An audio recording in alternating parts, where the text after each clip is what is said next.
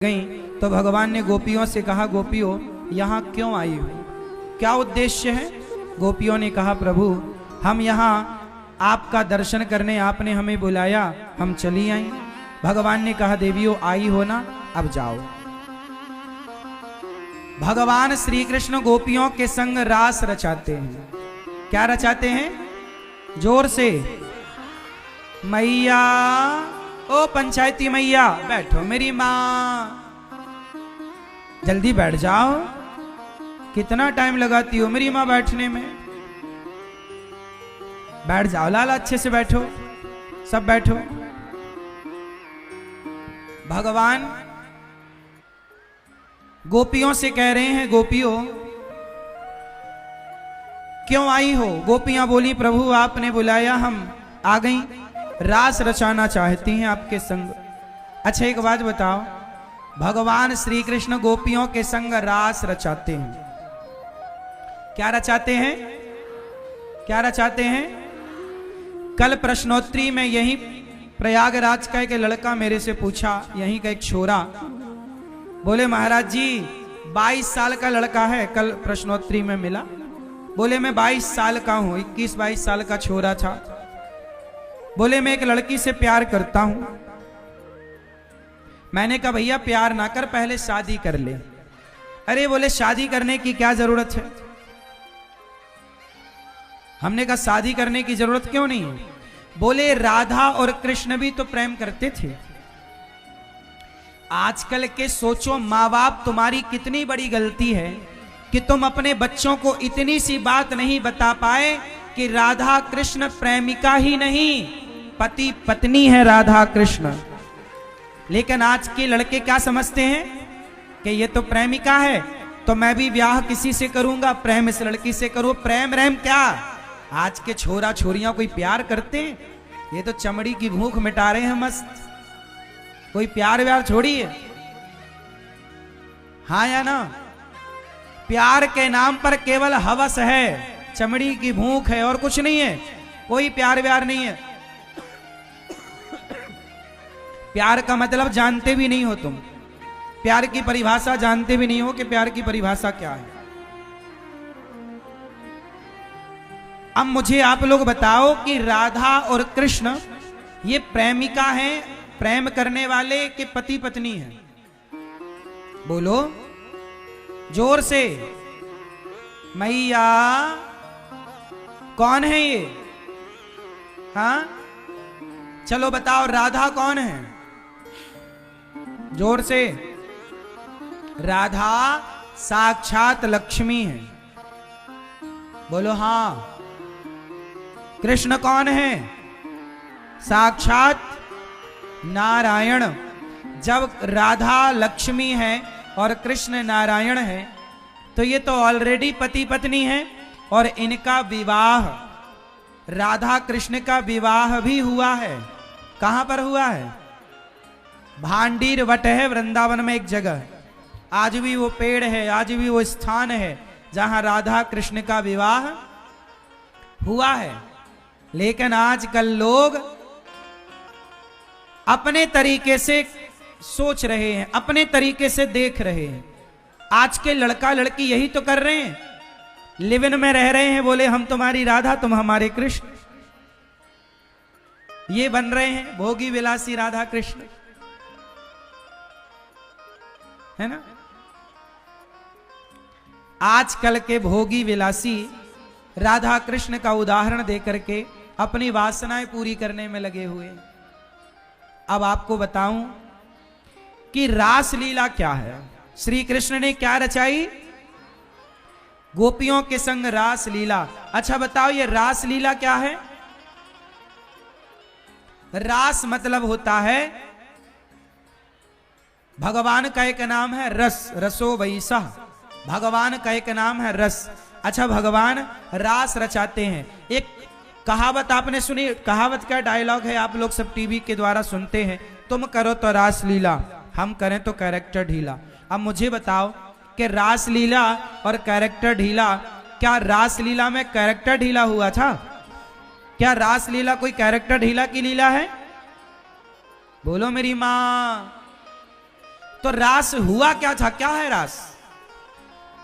सुनो, रास में है गोपियां, और गोपियां कौन है?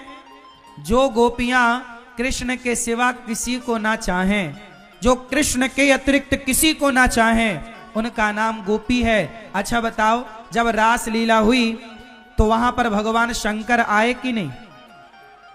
बोलो, क्या बन करके आए?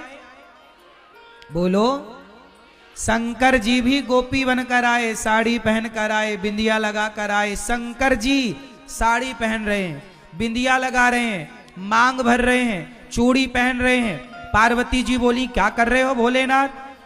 बोले, आज मैं गोपी बन रहा हूं। क्यों बन रहे हैं? क्योंकि गोपी बनूंगा तो मुझे रास में, कृष्ण की रास लीला में प्रवेश मिलेगा। अब बताओ, गोपी मतलब स्त्री नहीं, गोपी का मतलब है गोपियों की तरह समर्पण भगवान के प्रति।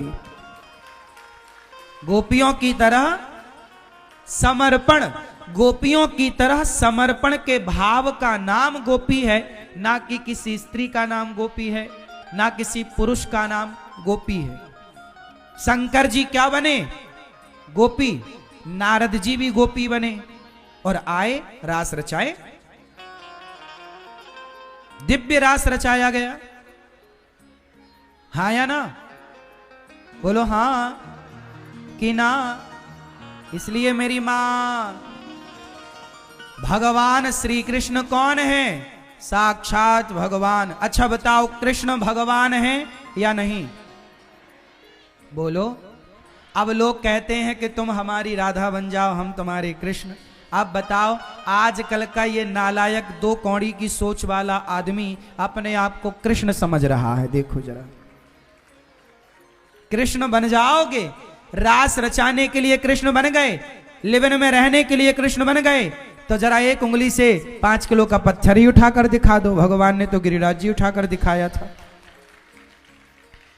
भगवान कृष्ण ना मनुष्य नहीं है जो एक उंगली से पर्वत उठा सकते हैं, जो मुंह खोलकर ब्रह्मांड दिखा सकते हैं ना, उनकी तरह बराबरी ना करो कि मैं भी कृष्ण। ना जी, हम तुम मनुष्य हैं। हम कौन हैं? हाँ, मनुष्य ही बन जाओ अच्छे वाले, भगवान बनने की होड़ ना मचाओ। इसलिए मेरी मां, अपनी छोरियों को समझाओ कि बेटा राधा कृष्ण का ब्याह हुआ था। नहीं समझाओगी ना तो तुम्हारी छोरी भी किसी की राधा बनने को ललचा रही है।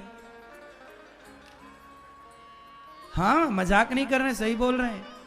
आजकल की छोरियां ही, कुछ छोरे भी, कुछ छोरियां, आजकल लड़के, मैंने सुना है, ये बात मैं अपनी तरफ से नहीं बोल रहा हूं, मैंने सुना है, बात सही है कि गलत राम जाने, मैंने सुना है आजकल लड़कों से ज्यादा लड़कियां बिगड़ रही हैं। बात सही है कि गलत है? हैं?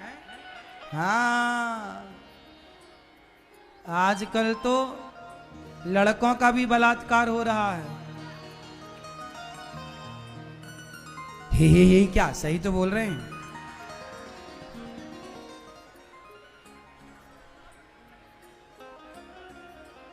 इसलिए जमाना बड़ा बदल सा गया है। देख तेरे संसार की हालत क्या हो गई, भगवान की कितना बदल गया, बहुत बदल गया।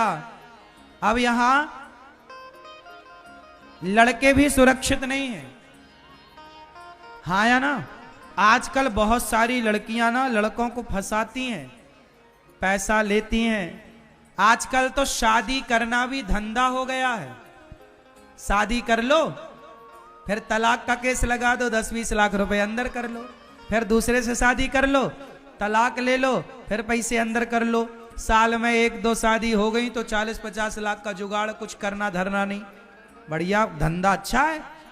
ऐसा अखबार में पढ़ा मैंने, एक महिला ने 6 शादियां कर ली, 7, और 8वीं को आई लव यू भेजा है, 8वीं को चल रहा है बाजार में। सहमत हो इस बात से कि नहीं?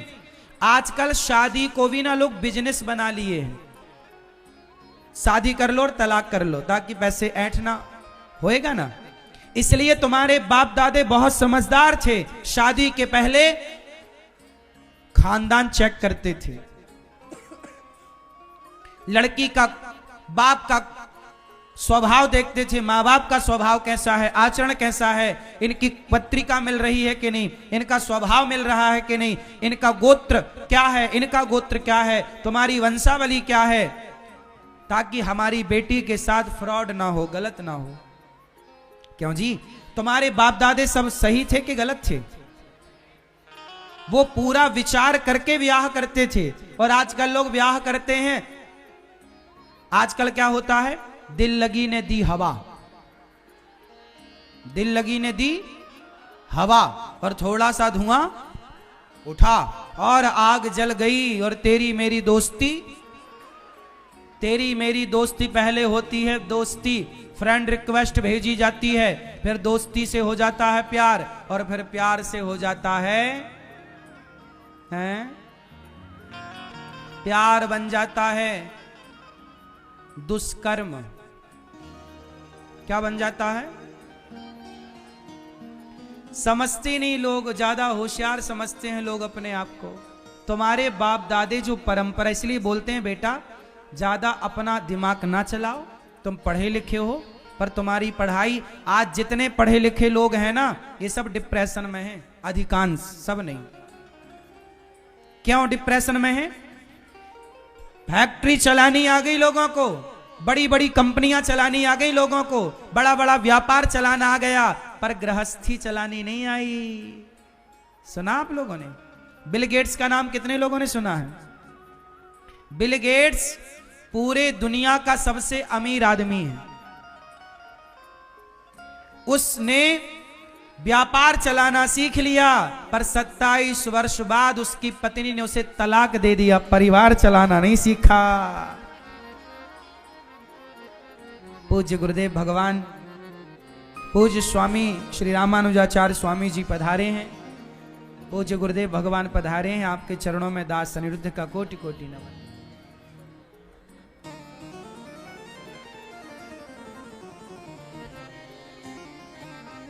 देखिए कथा में संतों का कितना दर्शन हो रहा है, कितना आनंद है। संतों का दर्शन सहज में हम सबको हो रहा है।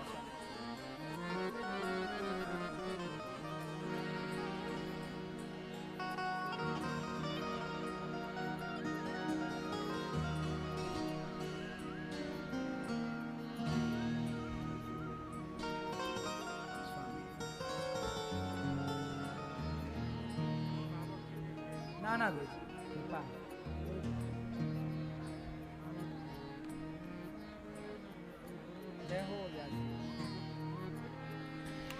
तो भगवान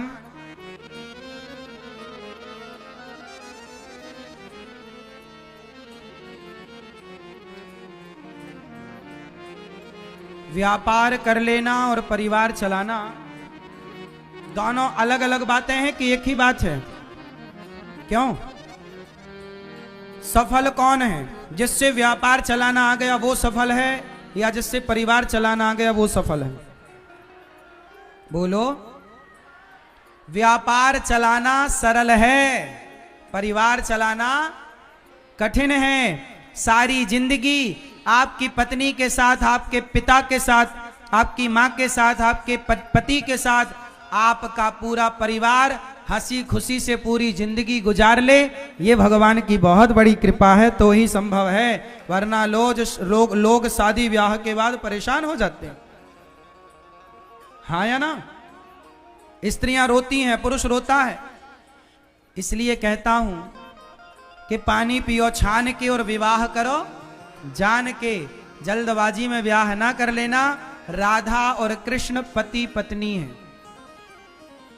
आज भगवान ने गोपियों को बुलाया तो गोपियों ने दोहन्त्यो भी अयो काश्चित दोहम हित्वा समुत्सुका। सारा काम धाम छोड़कर गोपियां भगवान श्री कृष्ण से मिलने के लिए दौड़ पड़ी। जब गोपियां आईं तो किसके लिए आईं? भगवान के संग रास रचाने। किसके लिए आईं? ये रास क्या है? भगवान और भक्त का। शंकर जी क्यों आए? अच्छा बताओ, रास में शंकर जी आए तो क्या शंकर जी के अंदर कोई विषय वासना थी? अरे शंकर जी तो वो हैं जिन्होंने कामदेव को जला करके भस्म कर दिया। वो कामदेव को जलाने वाले शंकर कह रहे हैं, हे श्याम सुंदर आप हमें इस रास में सम्मिलित कर लीजिए। ये रास है, ये मिलन है गोपियों का, भक्तों का भगवान से। गोपियां कौन है? भगवान की परम भक्त। भक्त नहीं, भक्त नहीं, कौन है? जोर से, परम। परम मतलब विशेष, विशेष। परम से ऊपर क्या है? विशेष तर। परम भक्त हैं गोपियां। वो परम भक्त गोपियां जिनके पास कृष्ण के सिवा कोई नहीं है, ऐसी समर्पित गोपियां आज भगवान को पुकारती हैं और भगवान गोपियों को पुकार को स्वीकार करते हैं। जब गोपियां आई तो भगवान ने कहा, स्वागतम वो महाभागा। गोपियां गाय दोहती हुई गैया को दूध को छोड़कर आई, आंगन लीपते हुए, आंखों में काजल लगाते हुए, बच्चे को दूध पिलाते हुए, काम धाम छोड़कर भगवान से मिलने की उत्कंठा इतनी, सब छोड़ दिया। भगवान से मिलने के लिए सब छोड़ दिया। और जब गोपियां आई तो भगवान ने सबका स्वागतम वो महाभागा, आओ आओ, बहुत बहुत स्वागत है आपका। प्रियम किम करवाणी वा, क्या प्रिय है आपके लिए, मैं क्या करूं कि आपको प्रिय लगे। भगवान ने गोपियों से कहा, बताओ आपको क्या करूं ऐसा कि आपको बड़ा प्रिय लगे। तब गोपियों ने कहा, प्रभु आपने बुलाया है, हमें स्वीकार करिए। तब भगवान ने गोपियों से कहा कि देवियों, पति कैसा भी हो, यहां भगवान ने थोड़ा उपदेश किया, दोषीलो दुर्भगो वृद्धो जड़ो रोग्य धनो पीवा। सुनो, पति कैसा भी हो, अंध बहिर क्रोधी यति दीना, ऐसा हूं पति कर किए अपमाना, नारी पाव जमपुर दुख नाना। पति कैसा भी हो, अंधा लंगड़ा बहरा काना खोरा। पति कौन होता है मेरी माँ? ये हम नहीं कह रहे हैं, माता अनुसुईया सीता जी को समझा रही हैं और यहां भगवान कृष्ण गोपियों को समझा रहे हैं। पति कैसा भी हो, क्यों मैया? पति कैसा भी हो, क्या होता है पति? कौन कौन? राक्षस हैं? कौन होता है पति? परमेश्वर। अच्छा, पत्नी कौन होती है? भैया आप अपनी पत्नी को क्या मानते हो? आप पत्नी कौन? लक्ष्मी। आप बताओ, आपकी पत्नी है? कहां है? क्या मानते हो पत्नी को? लक्ष्मी स्वरूप है। आप कौन सा स्वरूप हो? नहीं है? आप क्या मानती हो इनको? हैं? क्या? क्यों? आपका ब्याह हो गया भैया? क्या मानोगे पत्नी को? लक्ष्मी। दादाजी आपकी पत्नी कहाँ है? ये आपकी कहाँ है? धर्म पत्नी। ये क्या मानते हो इनको आप? कौन है ये आपकी पत्नी? सम्मान करते हो पत्नी का? मारते तो नहीं हो? मारते हो? क्यों मैया मारते हैं ये? नहीं। पत्नी कौन है? पत्नी भगवान है। हमारे भगवान ने एक बार एक स्त्री का रूप बनाया था। हमारे भगवान श्रीमन नारायण ने एक बार स्त्रियों ने भगवान से कहा कि प्रभु आप जब जब आए पुरुष बनकर आए, कभी स्त्री बनकर देखो तो जानो। तब भगवान स्त्रियों के कहने से भगवान क्या बने? स्त्री। क्या नाम पड़ा भगवान का? मोहिनी। भगवान क्या बने? क्या बने? भगवान के 24 अवतारों में एक अवतार है मोहिनी अवतार। और सच बताएं, आपकी पत्नी आपको मोहित करती है कि नहीं? दादाजी अभी बुढ़ापे में भी मन लगता है पत्नी में? पत्नी में लगाए रहना और कहीं नहीं, एक भगवान में और एक पत्नी में। हाँ, तो पत्नी मोहित करती है पति को। अच्छा, पत्नी मोहिनी स्वरूप होती है, मतलब पत्नी किसका स्वरूप है? भगवान नारायण का। नारायण का कौन सा स्वरूप है? मोहिनी का। इसलिए हर स्त्री पुरुष को मोहित करती है, लेकिन पत्नियां अपने मोहिनी स्वरूप से अपने पति को मोहित करें तब तक तो बहुत अच्छा है, पर पड़ोसी मोहित ना हो इसका भी ख्याल रखा करो। इसलिए हमारे यहाँ स्त्री का श्रृंगार केवल पति के लिए होता है। पत्नी का श्रृंगार किसके लिए?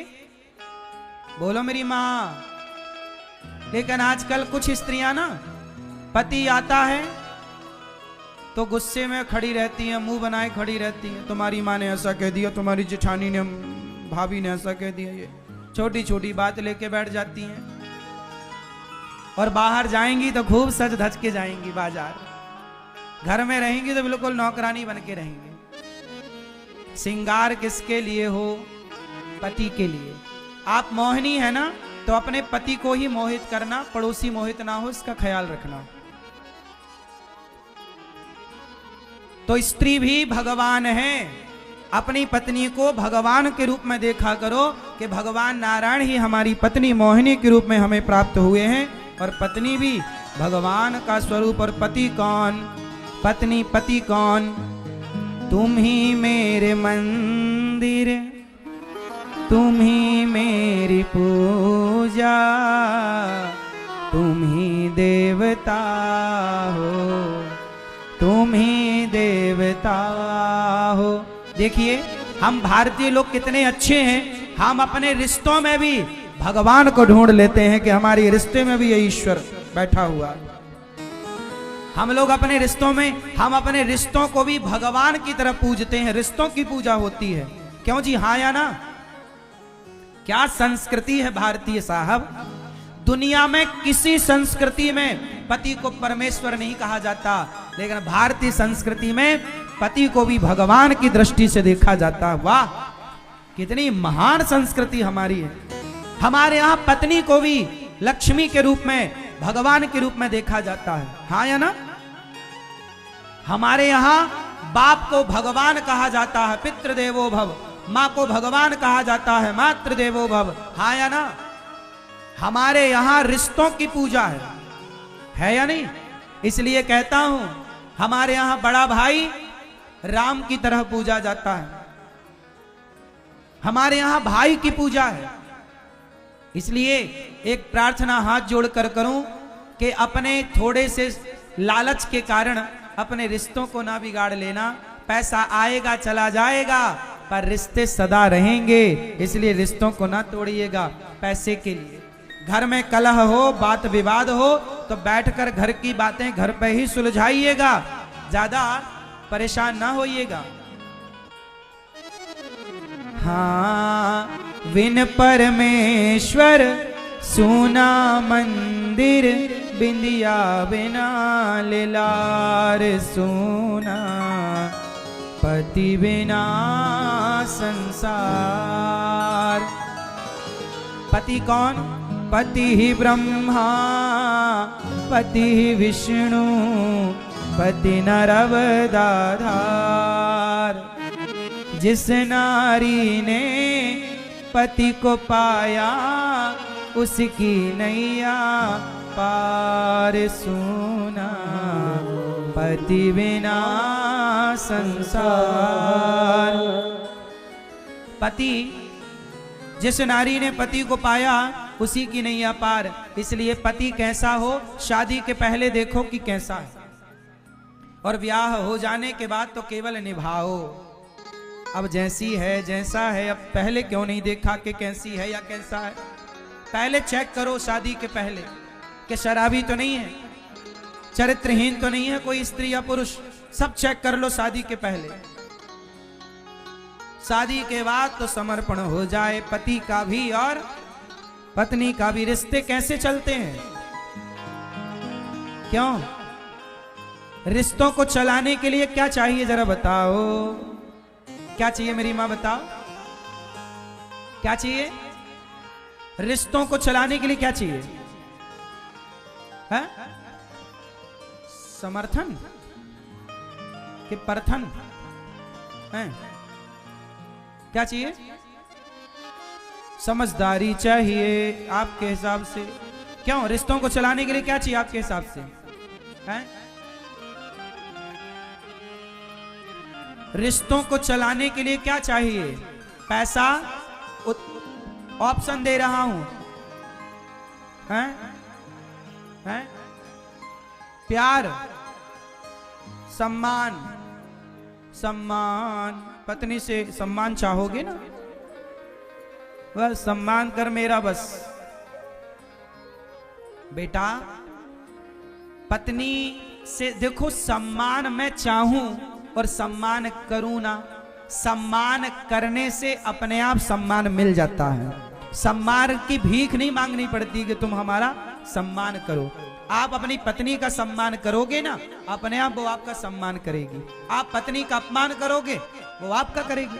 भाई आप मुझे गाली दोगे तो फिर चलो मैं तो आपको गाली नहीं दूंगा, लेकिन सामने वाला किसी बाजार में गाली दो तो वो भी आपको गाली देगा।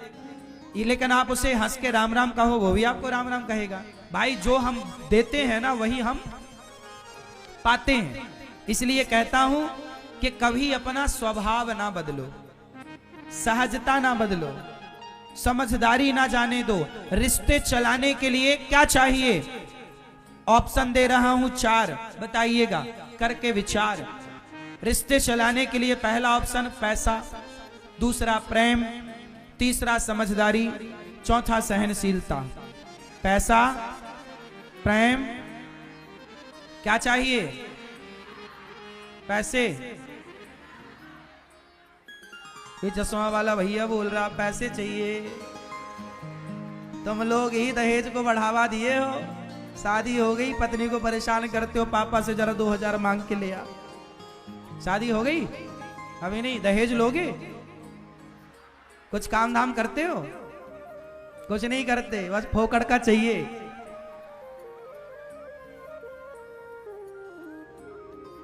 इसलिए जब तक लड़का अपने पांव पर खड़ा ना हो, सेल्फ डिपेंड ना हो, और सरकारी नौकरी वाला ही लड़का मत ढूंढना।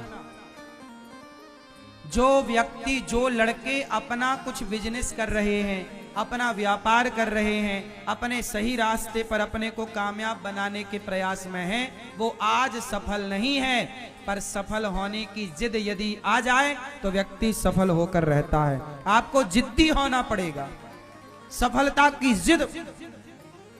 इसलिए आजकल माँ बाप ना केवल सरकारी नौकरी वाला देख रहे हैं। प्राइवेट में भी जो लड़के काम कर रहे हैं, मेहनत कर रहे हैं, लफंगों से ना करना। शादी करने के पहले लड़के के दांत चेक करना, गुटखा खाता है कि नहीं। आजकल गुटखा खा खा के ना दांत बिल्कुल काले पड़े हैं, कीड़े बिलबिला रहे हैं मुंह में। और आदमी जब बात करता है ना तो मुंह लगा के बात करता है, छींटे उछटते हैं उसके मुंह का, है ना।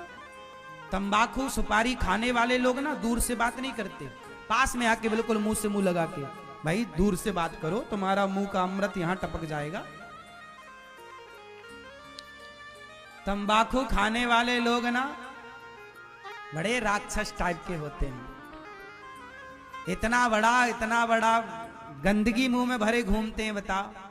और बात कैसे करें? आओ करके, ताकि टपक ना जाए उनका रस। इतने बड़े राक्षस है, क्यों? नशेड़ी ना हो किसी भी तरह से। तो बेटी का विवाह ऐसी जगह करो, सब चेक कर लो, फिर ब्याह करो, फिर समर्पण हो जाए। तो रिश्तों में क्या चाहिए?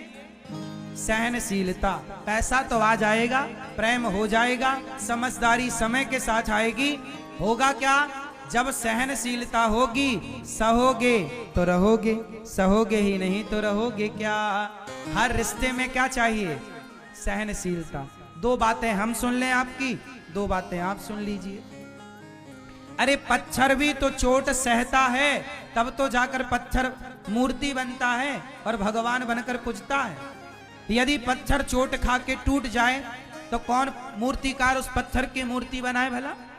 जो पत्थर चोट खाकर टूट गया वो कंकड़ बन गया, और जो पत्थर चोट सह गया ना वो शंकर बन गया। इसलिए थोड़ा सहो, अपनी सहनशीलता को बढ़ाओ।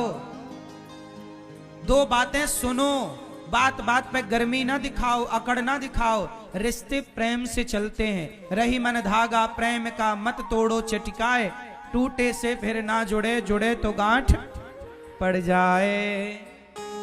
भक्तों स्वर्गा से आयो है संदेश, बुलावो आग्यो राम को। देखो एक छोटा सा भजन मैं आपको सुनाऊं, लेकिन ये भजन ना सुनने का है, आप सबको बैठे बैठे सुनना है, खड़े नहीं होना है। केवल सुन के जो समझाना चाहूंगा वो समझिएगा, और कुछ सवाल पूछूंगा इस भजन में, उत्तर देते रहिएगा। देखो जब आदमी जिंदा होता है ना तो इंसान के काम नहीं आता, जब मर जाता है तो लोग आके इकट्ठे होके रोते हैं। तो जब आदमी मर जाता है ना तब लोग रोते हैं, जब जिंदा होता है आपकी जरूरत पड़ती है तो आदमी साथ नहीं देता, भाई का साथ नहीं देता जीते जी ही। एक भजन सुना रहा हूं, ये भजन आखिरी समय का भजन है। जब आदमी मरने लग जाता है तो यमराज जी से कहता है कि हे यमराज जी 1 मिनट का समय दे दो, 1 मिनट की मोहलत दे दो। अच्छा एक बात बताओ, माना कि आपकी उम्र पूरी हो गई और यमराज जी खड़े हैं कि चलो, और आपने कहा कि यमराज जी बस 1 मिनट का टाइम दे दो। यदि आपने यमराज जी से 1 मिनट मांगा और यमराज जी ने 1 मिनट दे भी दिया आपको, तो आप 1 मिनट में यदि आपको बात करने का मौका मिले बेटे से, तो क्या बात करोगे बेटे से? पत्नी से बात करने का मौका मिले, पति से बात करने का मौका मिले, केवल एक आखिरी मिनट, इसके बाद आप मर जाओगे, तो क्या बात करोगे 1 मिनट में? बोलो बोलो। भक्तों ये भजन यही बताएगा कि आखिरी 1 मिनट में क्या करना है यदि मौका मिला तो। इसलिए हर क्षण को आखिरी मिनट की तरह जिया करो। भक्तों स्वर्गा से आयो है संदेश, बुलावो आग्यो राम को।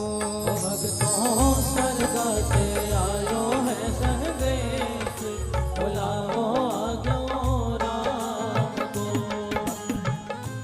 भक्तों स्वर्गा से आयो है संदेश, बुलावो आग्यो राम को।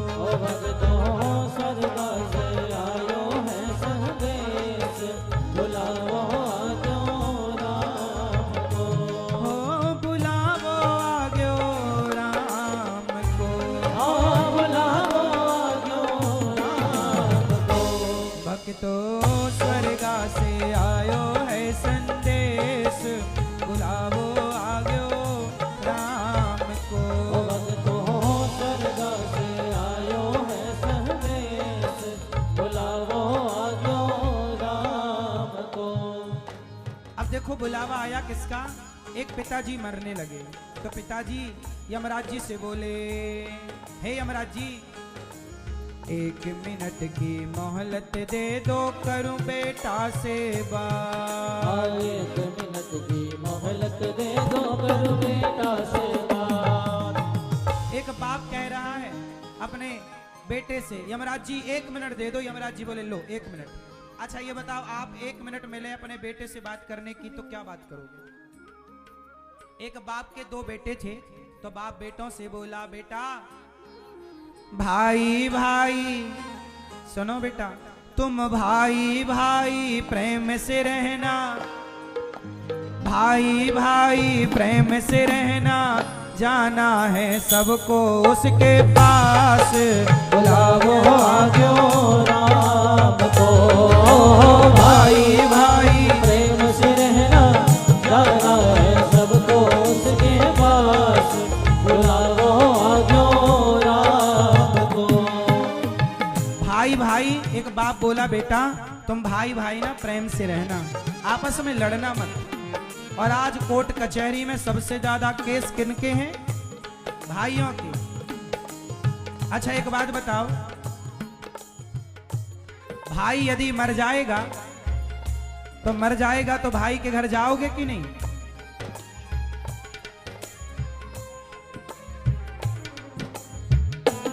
यदि भाई मर जाएगा तो भाई के घर जाओगे ना?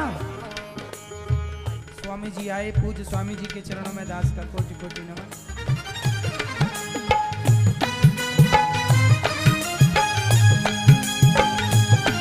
आनंद विभूषण श्री जगत गुरु श्री रामानुजाचार्य स्वामी श्री अनंताचार्य जी पूज्य हम सबको दर्शन देने के लिए पधारे हैं। पूज्य संत भगवान चरणों में बारंबार प्रणाम।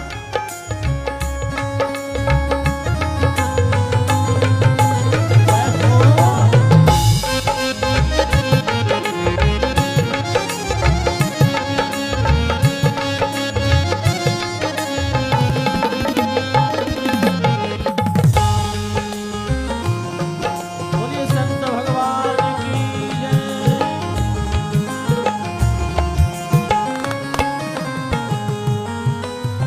भाइयों का आज कितना विवाद है, जानते हो क्यों? क्योंकि भाई एक दूसरे से प्रेम नहीं कर रहे। प्रॉपर्टी को लेकर के बड़ा विवाद है। इसलिए कहता हूं कि जब भाई मर जाएगा ना आपका, तब तो जाओगे ना उसके घर। लेकिन जब भाई जिंदा रहता है ना, लोग घर नहीं जाते, चौखट नहीं चढ़ेंगे तेरी, द्वार पर नहीं आएंगे तेरे। जिंदा है तो आ नहीं रहे हैं, और मर जाएगा तो रसगुल्ले खाने आएंगे 13वीं में। मरने के बाद आओगे, क्या फायदा? जीते जी आओ ना साहब। गलतियां कौन नहीं करता बताओ? बड़ा भाई नहीं करता कि छोटा भाई नहीं करता? गलतियां सब करते हैं, हम गलती के पुतले हैं। लेकिन गलती समय के साथ घाव भर जाता है ना, तो समय के साथ अपने रिश्तों को भी ठीक कर लो। हो गए हैं घाव रिश्तों में तो उन्हें भी भर जाने दो। भूल जाओ, छोड़ो कल की बातें, कल की बात पुरानी। हाँ, 1 मिनट की मोहलत दे दो, करूं बहू से बात। 1 मिनट की मोहलत दे दो, करूं बहू से बात। बहू सास मरने लगी, यमराज जी से बोली, यमराज जी 1 मिनट दो, हम बहू से कुछ कहना चाहते। एक सास बोली बहू से, 1 मिनट की मोहलत दे दो, करूं बहू से बात। सास कह रही है बहू से, क्या कह रही है? मैं तुम्हारो धर्म निभा दी, मैं तुम्हारो धर्म निभा दी, बांध के रखियो ये परिवार, बुलाओ आज्ञो राम को। मैं तुम्हारो धर्म निभा दी, बांध के रखियो ये परिवार, बुलाओ आज्ञो राम को। सास कह रही है कि मैंने तो मेरा धर्म निभाया, मैंने अपने परिवार को बांध करके रखा, तुम भी अपने परिवार को बांध करके रखना, अपने परिवार को टूटने ना देना। आज हमारी माताएं चाह लें तो कभी किसी का रिश्ता ना टूटे। भाई भाई प्रेम से रहें। कहते हैं पुरुष प्रेम से रह लेता है, स्त्रियां स्त्रियों के साथ प्रेम से नहीं रह पाती। बात सही है कि गलत है? एक कमरे में 4 पुरुष 4 साल तक रह सकता है, पर एक कमरे में 4 स्त्रियां 4 महीने नहीं रह सकती। बात सही है? ऐसा सुना है मैंने। सही है कि गलत है आप बताओ? सही है?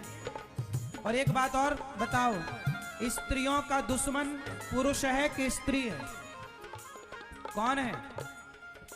स्त्री का दुश्मन कभी पुरुष नहीं रहा है।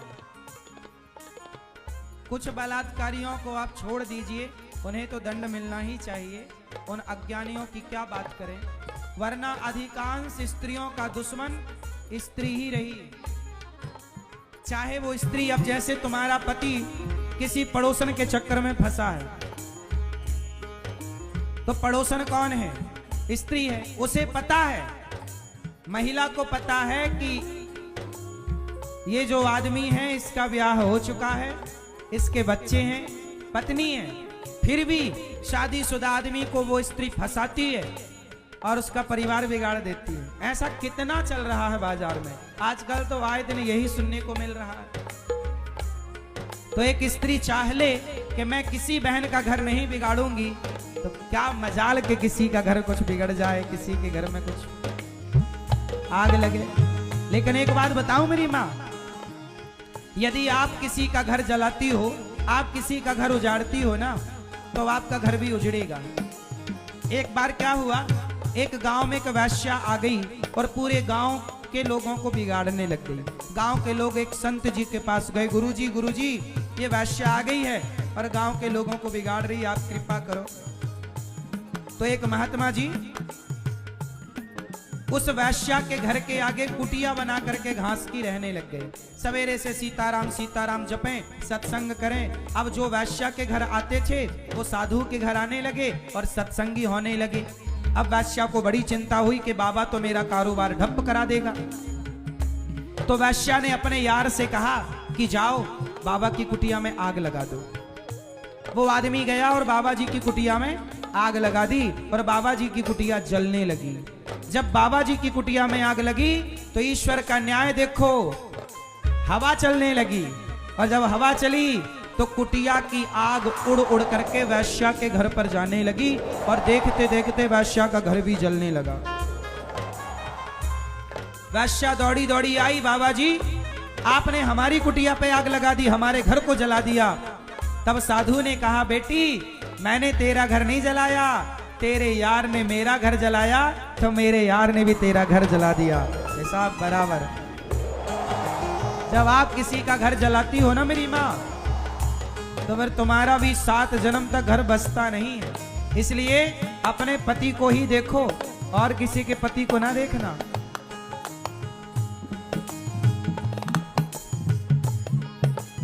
एक मिनट की मोहलत दे दो, करूं बहू से बात। एक मिनट की मोहलत दे दो, करूं बहू से बात।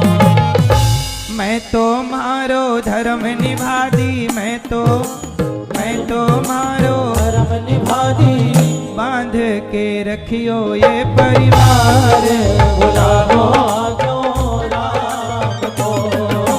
मैं तो मारो धर्म निभा दी, बांध के रखियो ये परिवार। बुलाओ क्यों राम को। एक मिनट की मोहलत दे दो, करूं पति से बात। पति से बात। मैया ये बताओ, आखिरी आपको 1 मिनट बचा और 1 मिनट में पति से कुछ कहना हो तो क्या कहोगी? कोई शिकायत करोगी पति से? कोई झगड़ा करोगी? क्या बात करोगी पति से? क्या बात करोगी आखिरी 1 मिनट में, यदि मौका मिला आपको तो आप बताओ क्या बात करोगी, बताओ। हाँ, 1 मिनट की मोहलत दे दो, करूं पति से बात।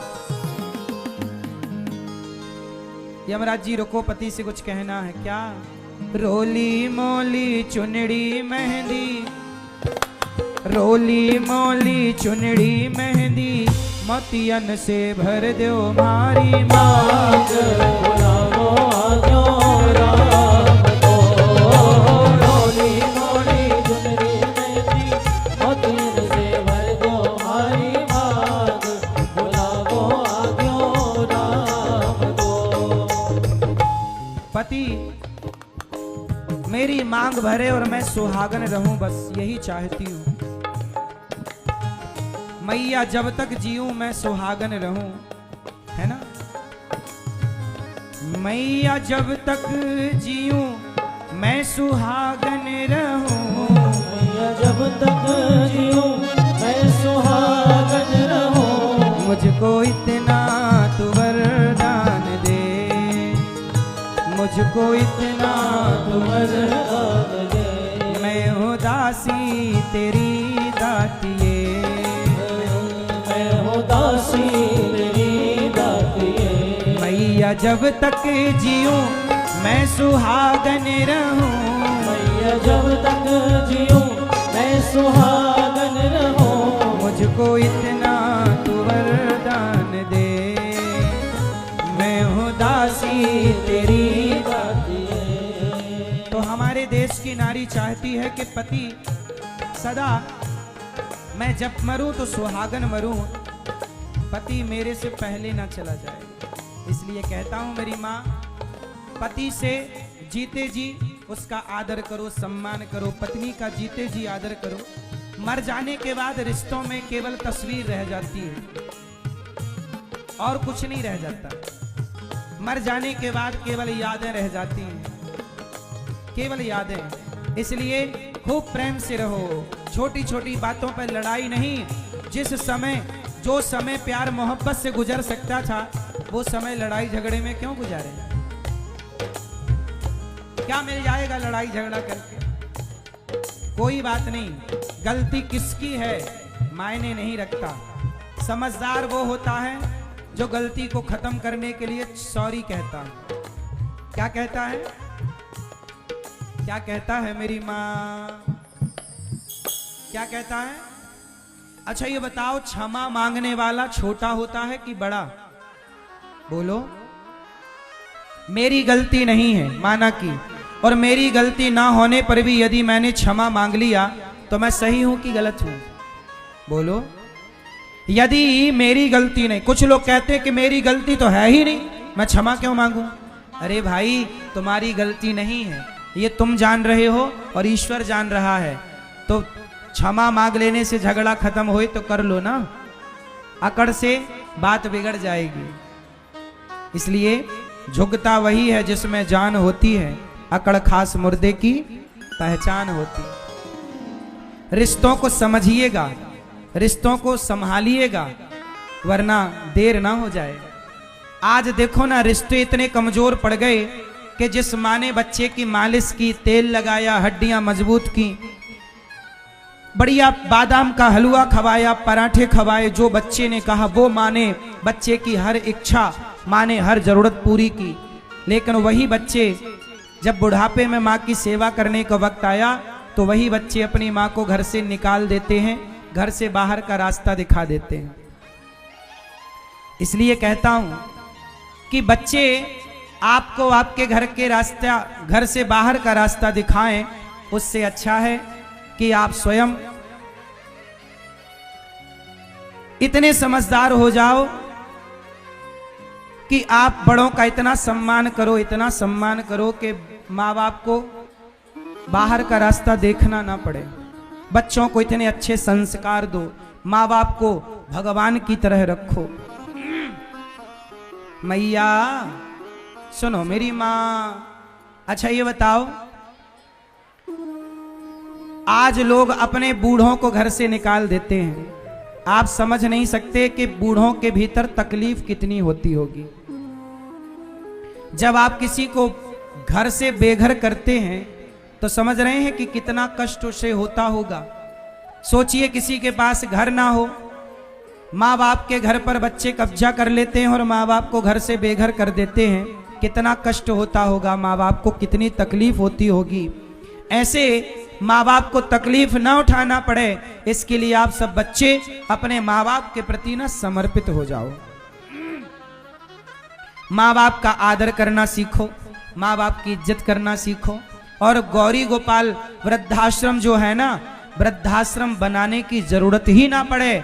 यदि आप सब माँ बाप की सेवा करेंगे तो हमें वृद्धाश्रम बनाने की क्या आवश्यकता। इसलिए सेवा करो। आज गौरी गोपाल आश्रम में 290 वृद्ध माताएं रहती हैं। वो माताएं जिनके अपने बेटा, जिनके अपनी बेटियां अपने सेवा नहीं करते, ऐसे बच्चे जब माँ बाप को घर से निकालते हैं ना, तब उन माँ बाप के लिए गौरी गोपाल वृद्धाश्रम में ही स्थान मिलता है। और ये दास अनिरुद्ध उन माँओं को गले लगाकर उन माँओं की सेवा करते हुए उन माँओं में ही ईश्वर का दर्शन करता है। आप लोगों से मेरी केवल इतनी सी विनती है, आप लोगों से मेरी केवल इतनी सी प्रार्थना है कि आप लोग उन वृद्ध माँओं का, बेसहारा माँओं का सहारा जरूर बने। मैया जा रही हो तो जल्दी जाओ मेरी माँ, और बैठना हो चुपचाप बैठो थोड़ी देर और। जा रही हो तो जल्दी जाओ, फटाफट जाओ, और बैठना हो तो फास्ट बैठो शांति से। मैया ओ मेरी माँ, शांति से बैठो या फिर जल्दी से जाओ, ठीक है? प्रेम से सुन लो। भगवान श्री कृष्ण की, भगवान श्री गौरी गोपाल भगवान की कृपा से आज गौरी गोपाल आश्रम में उन माताओं को रहने के लिए एक आश्रम बना हुआ है, जहां वृद्ध माताएं रहती हैं। उन माताओं के लिए वहां पर दवाई की व्यवस्था है, भोजन की व्यवस्था है, चाय की व्यवस्था है, दूध की व्यवस्था है। उन माँओं के पांव दबाकर ये दास अनिरुद्ध उन माँओं की सेवा करता है। आप भी उन वृद्ध माँओं का बेटा बनकर, बेटी बनकर, आप भी इस पावन कुंभ के पर्व पर किसी एक माँ को सहारा दीजिए कि आप भी उस माँ के बेटा बेटी बनकर माँ का सहयोग करेंगे। गौरी गोपाल आश्रम में अखंड जो अन्न क्षेत्र चलता है और कुंभ के मेले में जो प्रयागराज जी में अन्न क्षेत्र बट रहा है, यहाँ पर भी हजारों लोग सवेरे से लेकर शाम तक अखंड अन्न क्षेत्र में प्रसादी पा रहे हैं। कोई भी आए सबको पेट भर भोजन यहाँ पर मिल रहा है। आपसे मेरी बस इतनी सी प्रार्थना है कि जो गौरी गोपाल आश्रम के भगवान की कृपा से जो यहाँ अन्न क्षेत्र प्रयागराज जी में कुंभ के मेले में जो 12 वर्षों में एक बार आता है, ऐसे कुंभ के मेले में यहाँ पर जो अन्न क्षेत्र बट रहा है, इस अन्न क्षेत्र में आप भी सहभागी बने और आप भी अपनी बेटी के नाम से, बेटे के नाम से, अपनी माता के नाम से, अपने पिता के नाम से अन्न क्षेत्र बंटवाकर पुण्य के भागीदार अवश्य बने। आप भी अन्नदान जरूर करें यदि करने लायक हैं तो।